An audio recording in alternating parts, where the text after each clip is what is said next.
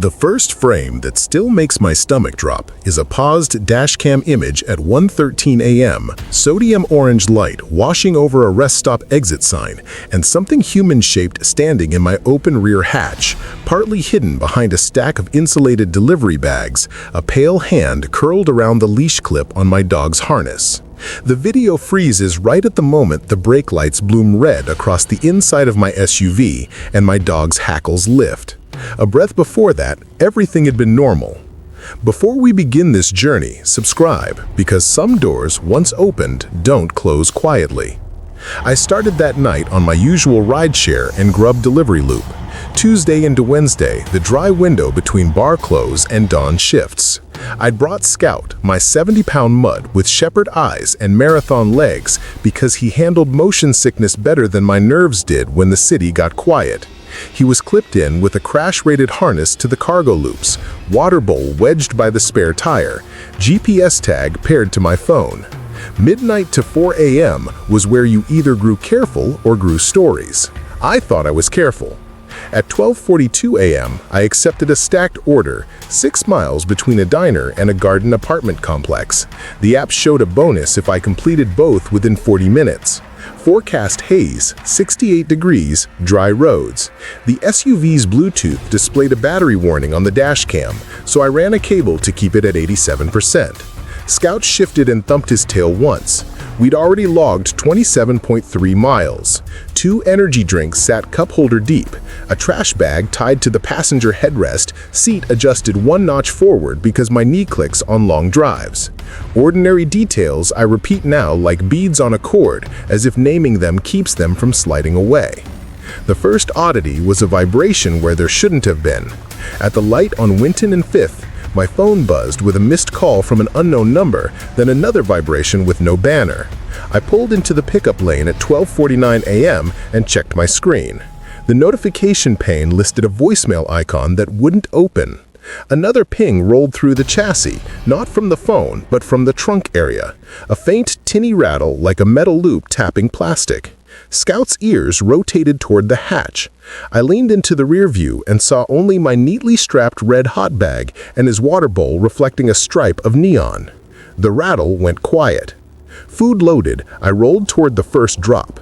A ground floor unit with a low hedge and a porch light that buzzed in that high frequency you only hear when the rest of the world is asleep. The delivery instructions said to leave at door, photo required. I angled the hot bag on the doormat, snapped the app's photo, and started back to the car. The porch light flickered twice as if answering a question I didn't ask. In my back camera, Scout raised his head and stared at something off camera, tail gone still. When I opened the driver door, a second notification chimed. The app's map showed my location icon drifting 8 feet to the left and back again, like a cursor accidentally dragged. GPS drift does that. Normally, it doesn't make your palms go damp. Between the first and second drop was a rest stop off the county highway. A cluster of vending machines, a bank of long-haul trucks idling, and one patch of shadow where the lighting had been broken for months. I had stopped there 100 times. Every other Tuesday, there'd be a trooper angled toward the merge ramp, watching for drowsy drivers. At 1:06, I pulled into the slot 2 down from a soda machine humming like a beehive and cracked the hatch to give Scout air, tailgate barely ajar. He likes to nose the night and count the smells. I kept the cargo latch engaged, the safety strap threaded so the hatch would only open 4 inches. The phone buzzed with a notification from Scout's GPS app. In the breadcrumb trail was a dotted line showing him outside the car for 3 seconds, moving 4 feet to the rear bumper and back. I looked up, startled enough to say nonsense under my breath, even though no one could hear it. Scout was still harnessed in, secure, chest rising steady. The tag must have bounced its signal. That's what I told myself. I hit the restroom because long nights punish you if you don't respect them. I took my keys and my phone. I took the small canister of pepper spray I always clip to my hoodie pocket when the parking lot is less lit than you want. The heavy external door sighed shut. It smelled like lemon cleaner and floor wax. One stall light strobed. 15 seconds in, my phone hummed with an alert from the dashcam motion setting. It logs false positives when moths fly close. I ignored it for maybe 6 heartbeats, then looked anyway. The live view took a moment that felt too long. The passenger side looked empty. The cargo area looked like the cargo area. There was an odd smear on the frame as the camera refocused, a blur that could have been a lens flare. Another hum, another notification, this time from Scout's tag. Movement detected, 1:10 a.m. My legs moved before my brain signed off. The first thing I heard when I pushed out was the ice machine knocking like far-off footsteps. The second thing I heard was Scout's low, chest-deep rumble that isn't for squirrels or skateboards. When he gives you that, you listen. The hatch was still latched, the strap was still threaded, the gap was still exactly 4 inches. The dark behind the SUV felt a shade thicker than it had. I hit unlock, the car chirped, headlights winked, and that's when the dashcam caught the pale hand. It moved away from the narrow opening like a slow withdrawal from hot water. The hand retreated, the rest of the shape was a suggestion, a sleeve maybe, a sense of weight. My brain did that thing where it tries to put a known template over something unknown. It slotted in delivery driver, trucker, late shift cleaner, any reason someone would be that close to the tailgate of a stranger's car. My stomach had its own template and it didn't match. Scout lunged forward and hit the end of the harness with a force that rocked the chassis. The narrow gap in the hatch drew a scraping sound that was not dog nails. I saw the safety strap jerk, saw the gap widen half an inch as the nylon stretched, then go still. I got in, locked all doors, started the engine, lifted the parking brake, and rolled clear of the slot faster than I like to drive in a place that's essentially a concrete echo chamber. The rest stop sign fell behind. My heart measured out the next minute in punches. At 1:13 a.m., I reviewed the dashcam freeze as I idled on the on-ramp.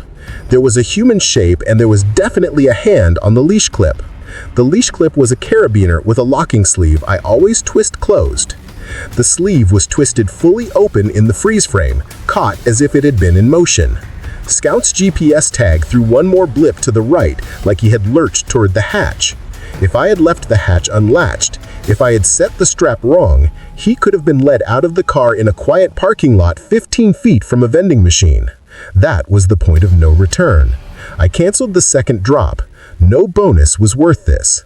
The app asked for a reason. I tapped a pre-filled option listed as safety concern. The root screen flickered and threw me back to the order list. Another anonymous call vibrated and hung up by the second ring. My thumb hovered over the emergency button on the rideshare app. False alarm could get me flagged. False calm could get me hurt. I phoned the non-emergency line I keep favorited. They told me if I felt unsafe to go to the 24-hour station 5 blocks off the next exit. I went. The officer behind the glass took my story with the no-blink attention of someone who has heard far worse, but knows that fear is cumulative. He asked if I had proof. I had the freeze, the frame with the hand on the leash clip. I had the GPS blips. I had the tailgate strap stretched enough to leave a thin burn on the nylon fibers you could feel with your fingernail. They took a report number down and suggested I cut my night short. Scout fell asleep on the lobby tile like none of it had touched him at all. He always sleeps hard after adrenaline. 2 days later, a maintenance note posted in the rideshare driver forum that several vehicles had been accessed at that rest stop, no forced entry, personal items missing. One driver mentioned a trick where someone slips a magnetic key box under your frame, then texts a second person when you return regularly to that location. I crawled under the back bumper with a flashlight and found a small scuff on the inside lip where a magnet might have clung.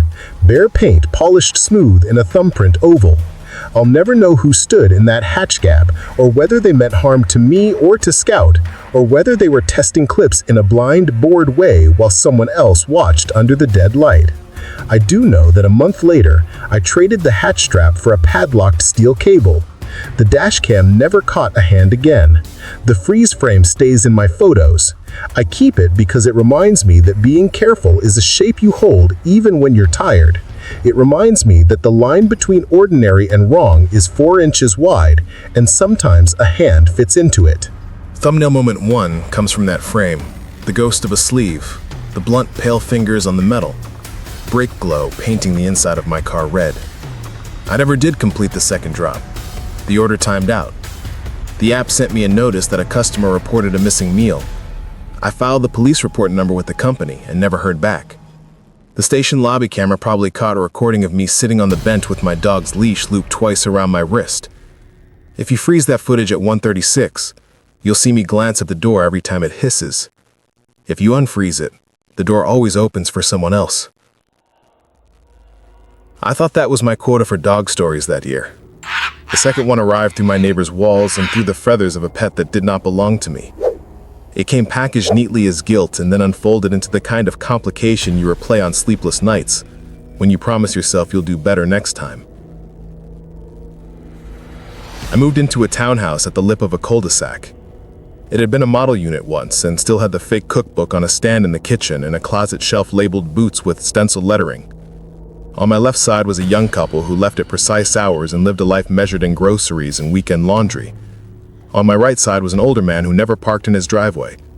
He pulled into his garage at 5:48 p.m. most nights and closed the door before the taillights died. I learned the sound of his garage opener within a week. The prepared version of this story would skip to the screams. The honest version begins with a week of ordinary quiet. My dog dozing through the HVAC cycling. My phone's do not disturb kicking on at 11. The freezer hum undercutting a TV show's laugh track. The way the motion sensor nightlight in the hall woke briefly for no one in particular.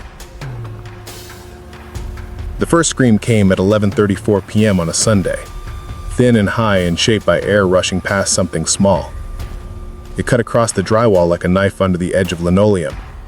Scout lifted his head and made the same low questioning sound he makes at distant sirens. I paused the show and sat with the silence. Traffic on the arterial road went on. The dishwasher's heated dry clicked. No footsteps followed the scream. No thumps. 3 minutes later, 2 more syllables slid through. Not language exactly, but not animal either. I wrote it off in the way that keeps you sleeping. Television, video call, a jumpy new pet. 2 nights later, the same sound returned. Louder, closer to the shared wall, climbing and falling like a recorded plea. I checked the outside security camera that faces the sidewalk and saw nothing except a moth hitting the lens and tumbling away. I wrote an email to the property manager at 1:03 a.m., then deleted it. I slept with Scout's leash draped over the chair beside the bed, as if proximity to action were the same as taking it. By the end of the week, the pattern had settled. Always between 11:20 and 12:10. Always in bursts. Always trailing off. Scout braced at the sound the third time. Body pointed the wall as if awaiting command. I talked to the couple on the other side at the mailboxes. They had heard nothing. The older man's garage door continued to cycle like clockwork. I stopped rationalizing and called non-emergency. The knock and entry across the shared threshold took 20 minutes to arrange with the manager's permission line. I watched the uniformed shoulders move through the neighbor's hallway from my second-floor landing window and felt like a spy in my own life. When the door opened wider, the first thing I saw was a hand reaching out from a cage. It was a macaw, enormous and saturated with tropical color that looked wrong against the beige paint. A playstand sat beside the cage like a tree made of metal. The bird surveyed the officers as if they had missed an appointment. A portable speaker on a side table displayed a paused YouTube video with a female voice rendered as a waveform across the thumbnail. On the screen were the words, "How to discourage screaming in parrots." The bird tilted its head and produced the same 2-syllable plea that had crawled through my vents for a week, then followed it with an almost perfect reproduction of an apartment door buzzer's burr, mine, followed by the exact 3 alarm chirps my smoke detector made when its battery dipped below 20%. The officers found nothing beyond that. They reminded the man of noise ordinances. He nodded tightly as neck tendons stood out. I apologized in the shared driveway the next afternoon. The man shrugged once and asked that we pretend not to exist. That should have been the end. It wasn't. 2 nights later, the scream returned, and this time it had words wrapped around it in the shape of my ex's voice. There is nothing rational you can do with that sentence, and yet I stood in the dark hallway and heard the macaw produce a breathy whisper with a rhythm that matched an argument I had once had on a balcony in a different city. The syllables smoothed by a beak, but the cadence unmistakable. I opened my phone to the recording app and pressed the red circle as if collecting the sound would make it obey. The waveform traced itself across the screen like a seismograph. Scout leaned his head against my leg and huffed. I thought the macaw had picked up a fragment of my own life through these paper-thin walls, and I felt both sick and invaded by my own voice coming back altered. Only when I went to sleep, eyes sandpaper with too much thinking, did the twist click into focus enough to keep me awake again. The scream I had first heard had been followed by the faint sound of a door chime, a note sequence I recognized when I pulled up my own security camera notifications. Motion at front door, 11:23. Motion at backslider, 11:26. The bird had been copying not just voices, but my home's sounds. It wasn't only listening through walls, it was living at the end of the line of noises my house made. The macaw's owner wasn't the source of my fear. My house was the source, and the macaw was repeating it back to me. I lined up the timestamps like evidence on a corkboard. The night the scream sounded most desperate, my backslider registered open for 2 seconds, and then closed as if it had been tugged and latched again. I had assumed wind.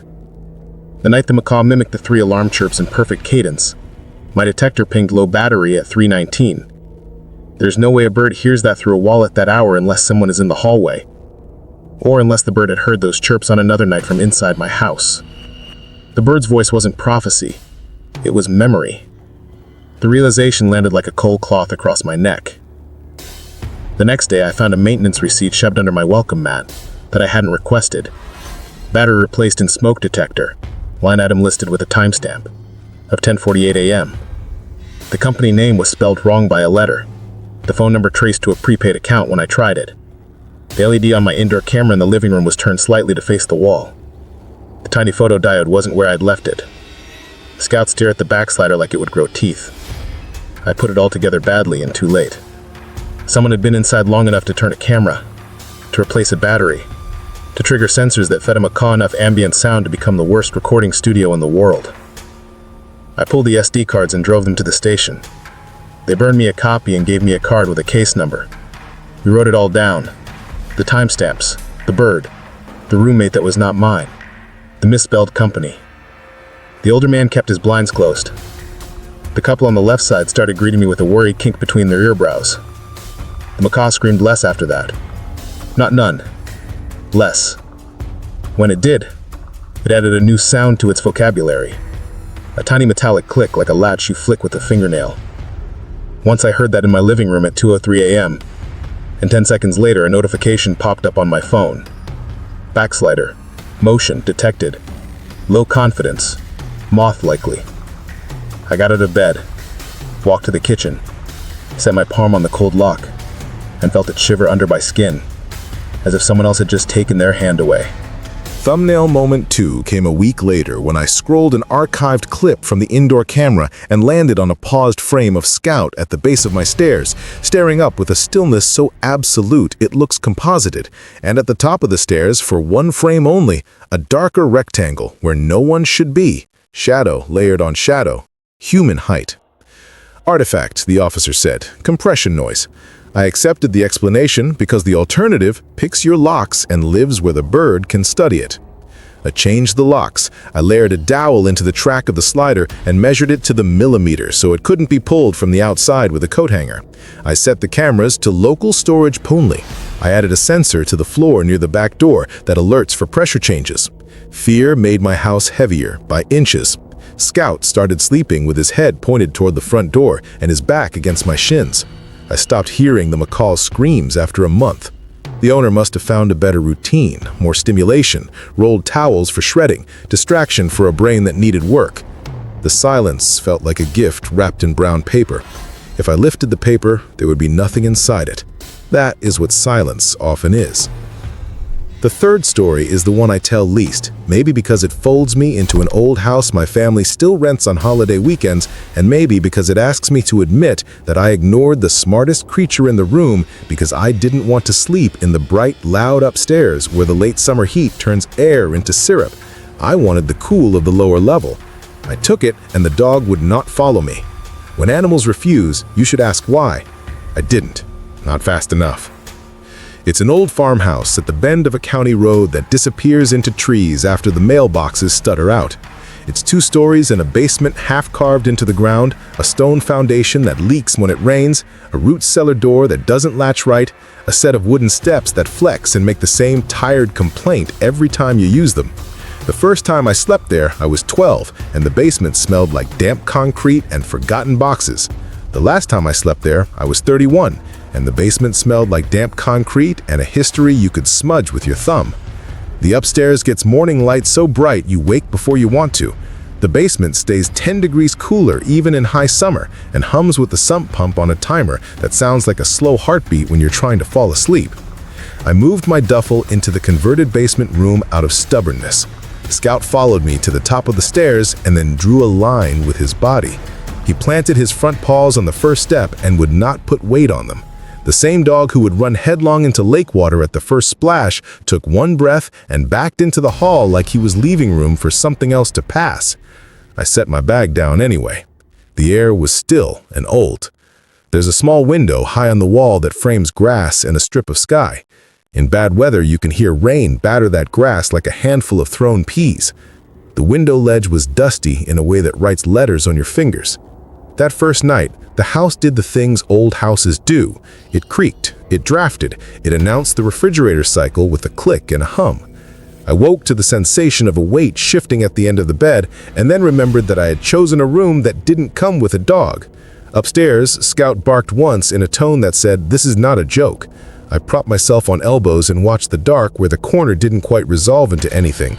Eyes play tricks. I tell myself that and believe it less each time. At 2:04 a.m., my phone screen registered a 10% battery warning against a background I didn't remember selecting. It was a shot of the drywall by the head of the bed, closer than any other photo I've ever taken. Texture in unnerving detail, a field of tiny craters like a moon. It was staged how you would stage a photo if you were lying on the floor and wanted to see under the bed without getting dusty. I had no memory of lying on the floor. The second night was when items began to move. The flashlight I set on the nightstand slid to the floor with a soft roll I felt rather than heard. The little pull string on the lamp started tangling itself in loops that took longer to untie than I have patience for. On the third night, the basement's single narrow closet door sat ajar an inch, though I had pushed until it clicked. I opened it to find a cardboard banker's box tucked behind a folded camping cot. The box was labeled Winter with black marker in a hand I recognized from my aunt's spice jars. Inside were things you would expect: scarves, a glove missing its mate, a knitted hat with a palm that had lost fluff. Under those was a plastic grocery bag tied shut. There was a small sound the brain makes when it anticipates something it doesn't want. The knot came undone too easily. In the bag were 6 Polaroids, face down. The backs were clean white. I flipped one and saw the basement room from a low angle, the lens at floor height, the door viewed from inches above the carpet with a shadow breaking the light at the crack like a pair of feet on the other side. Another showed the small window from the outside, handprints on the inside of the glass if you believed what your eyes were telling you, fingers splayed, short, child-sized. The fourth was pure blur, motion, or a thumb too close. The fifth was the closet door itself, closed, centered like a portrait. The sixth was of a dog, not Scout, a different old family dog long gone, nose pressed to the gap at the bottom of the door, ears flat, eyes wide and filmed by the flash. I left the box where I found it and crawled out of the basement with my heart trying to outrun me. Upstairs, my aunt asked if I had found extra blankets. I didn't tell her about the Polaroids because families are made of choices about what to carry and what to set down, and because I wanted one night of sleep where my brain didn't run a grid over every sound. Scout refused to be bribed with steak to go down the stairs. He slept that night at the top step, angled so he could watch the door. Something knocked inside the wall at 1:52 a.m., deliberate, not the house settling, not pipes, 3 knocks, and then a pause, then 2, then 1. I counted the beats with my teeth clenched. The small window flashed light as if a car had passed, but the county road out front curves away and no headlights angled directly into that glass. The sump pump kicked, stopped, then kicked again out of rhythm like someone had unplugged it and plugged it back in. I slid the nightstand in front of the door and jammed a wedge of wood under the handle because it made me feel like I was doing something. I put my phone face down so the screen wouldn't flash every time a motion sensor fed me a moth. I set a timer for every hour to check in with my upstairs brain. At 3:17, I fell asleep anyway, because everybody does. When I woke, it was because Scout was not barking, he was whining in a long, low stream of sound I have only heard him from when he is separated from me by a closed door. I sat up and saw the closet door open to the same 1-inch gap. I saw a scuff on the carpet in front of it that had not been there before, like something heavy had been dragged an inch and then stopped and then dragged an inch again.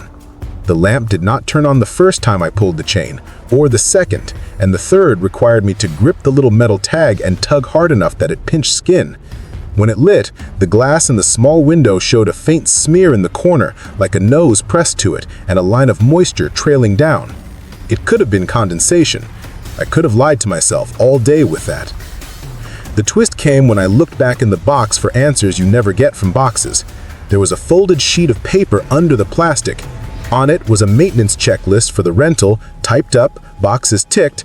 Basement closet secure was checked in March of 2003. Smoke detector battery replaced was checked in June of 2007.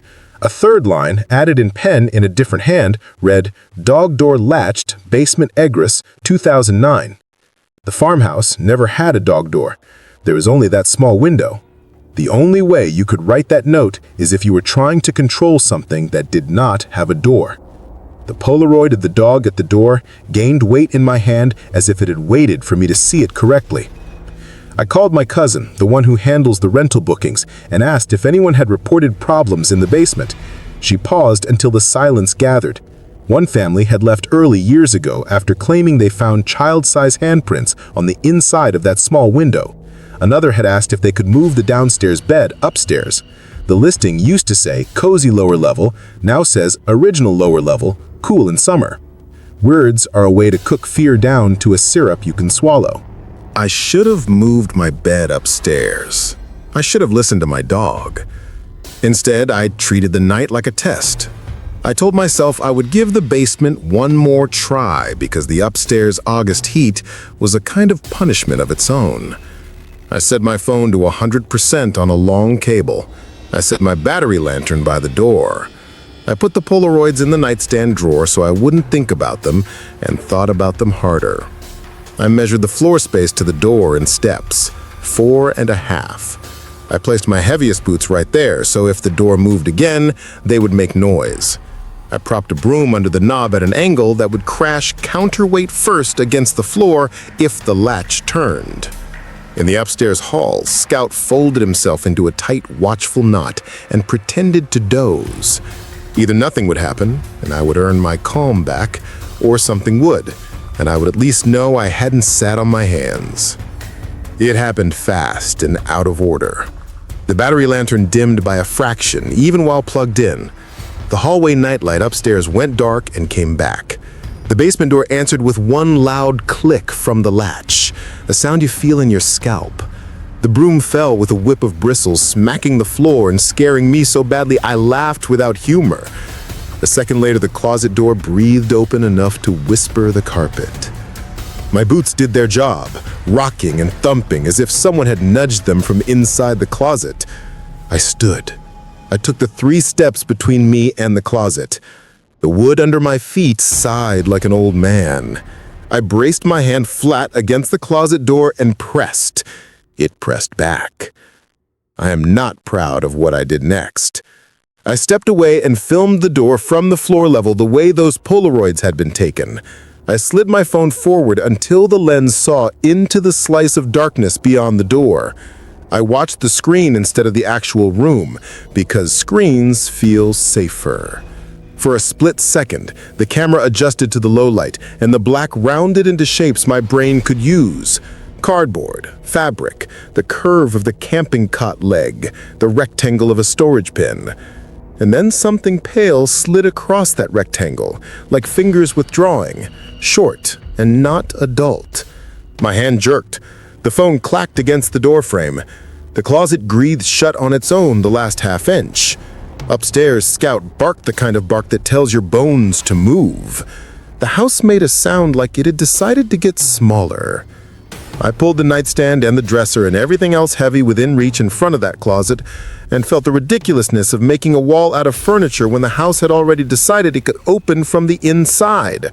I grabbed the boots, shoved my feet in without socks, and went up the stairs 2 at a time, heart counting me out. Scout met me at the top with relief so bright it was almost joy. We slept in the living room on top of quilts like it was a fort, and I was 12 again. The next morning, I told my aunt I wanted to leave. She nodded and did not argue. We packed by noon.